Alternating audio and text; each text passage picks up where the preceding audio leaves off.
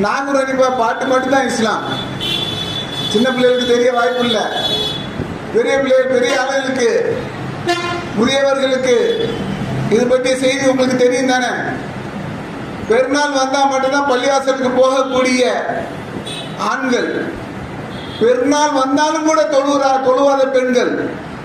அப்படித்தானே நம்ம சமுதாயத்தில் இருந்து கொண்டிருந்தோம். பள்ளிவாசல்ல பாங்கு தோசை கேட்கும், கூடவே நாகூர் அனிபா பாட்டும் கேட்கும். பல ஊர்களில் நாகூர் அனிபா பாட்டுக்கும் இசைக்கும் இந்த மார்க்கத்துக்கு ஏதாவது சம்பந்தம் இருக்கிறதா? அதுதான் சம்பந்தம் என்று நம்ம நினைத்து கொண்டிருந்தோம். அந்த காலகட்டத்தில் தான் தௌஹீத் பிரச்சாரம் ஓங்கி ஒலிக்க ஆரம்பிச்சது. தௌஹீத் பிரச்சாரம் ஓங்கி ஒலிக்க ஆரம்பிக்கும் போது ஷிர்கான விஷயங்கள்லாம் விலக ஆரம்பித்தது. இந்த அளவுக்கு என்று சொன்னால், சமுதாயத்தில் இஸ்லாம்னா என்ன அப்படின்னு சொன்னா அது தர்கால போய் வேண்டுறது, தரிக்கா, யாராவது ஒருத்தர் வந்து முறியுது என்கிட்ட வாங்கிடுங்க, அதன் மூலம் தான் உங்களுக்கு இஸ்லாம் என்று அந்த சொல்லக்கூடிய ஒரு நிலைமை. இஸ்லாத்துடைய அடிப்படை கொள்கை தெரியாதவர்கள், அடிப்படை வணக்க நடைமுறைகள் தெரியாதவர்களாக, பெரும் பாவிகளாக இருந்த நம்மை, நரகின் விளிம்பில் இருந்த நம்மை சொல்வதாக இருந்தால், நரகத்துடைய விளிம்பில் இருந்தோம்.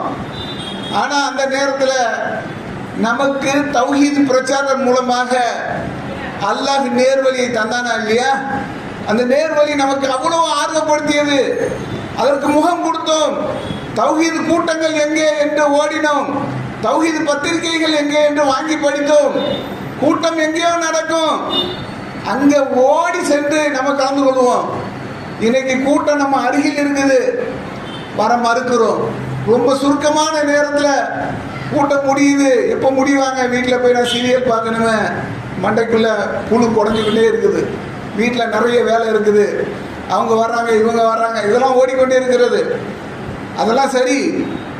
ஏகத்துவத்தை நிலைநாட்டக்கூடிய சபையில் நமக்கு மிகப்பெரிய ஒரு நன்மை காத்திருக்கிறது என்பதை நாம் உணர்ந்து கொண்டதிலிருந்து மறக்கடைக்கப்பட்டிருக்கிறோம்.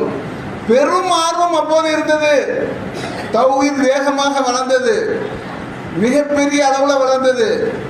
எந்த அளவுக்கு என்று சொன்னால், சிறுக்கான கோட்டையிலிருந்து அந்த கோட்டைகளிலே தௌஹீதுடைய உறுதியான கொள்கைகள் நிலைநாட்டப்பட்டது. பள்ளிவாசல்களில் இளைஞர்கள் 5 வேளை தொழுகையை தொழ ஆரம்பித்தார்கள். முதியவர்கள் கூட வரமாட்டாத அந்த பள்ளிவாசல்ல இளைஞர்கள் 5 வேளையும்